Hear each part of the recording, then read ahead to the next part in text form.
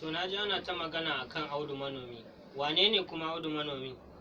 Baka san Audu Manomi ba. Ba a takara da To me gari ya magana akan baban Halidu da aka kama sarkin noma? Sun ce tattara magana za a yi gaba da aka yi kotu. Amma maganar beli za su iya ba da belinsa. Saminu, me ka sani tsakanin Audu Manomi da sarkin noma akan cinikin da aka yi?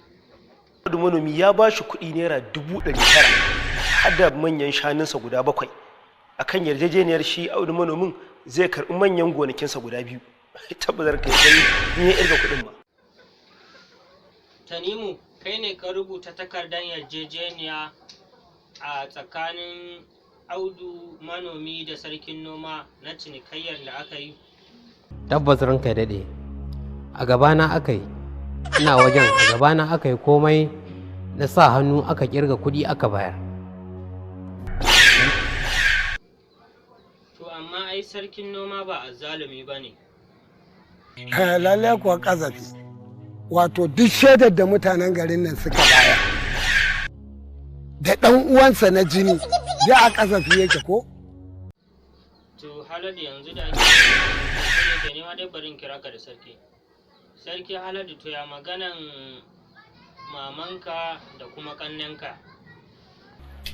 Dukkansu sun bar garin nan saboda takaicin rashi na.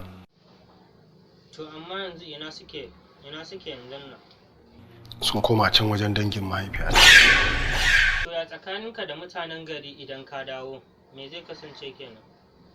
To babu sani babu sabo. To a ina kuke kwana kenan? Kai dan doka, ina ruwanka da inda muke kwanciya? Babu ruwanka da inda kai. Da ogan namu kake kai yawo? Wai ogan ina ruwana da omi gidan nan? Kai. Amarya, wai shi ne ya zo ya kwashi kayanki?